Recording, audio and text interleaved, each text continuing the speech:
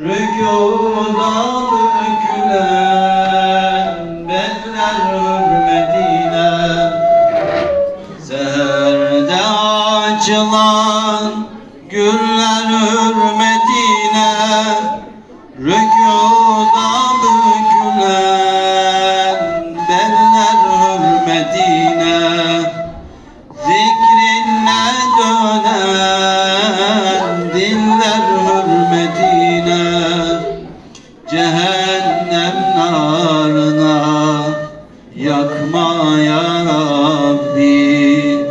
Zikrinle dönen diller hürmetine, cehennem narına yakma ya Rabbi. Yakma ya Rabbi, yakma ya Rabbi, cehennem narına atma ya Rabbi. Yakma ya Rabbi, yakma ya Rabbi, Muhammed aşkına yakma ya Rabbi.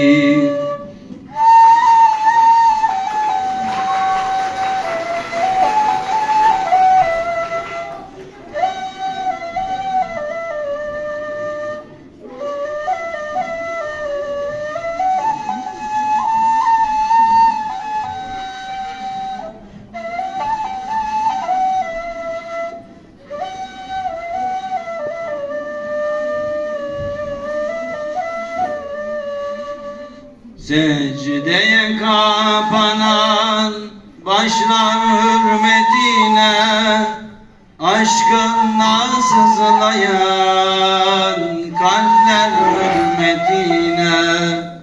Secdeye kapanan başlar hürmetine, aşkınla sızlayan kalpler hürmetine, gecelerde dökülen yaşlar hürmetine, gazabınla bize bakma ya Rabbi.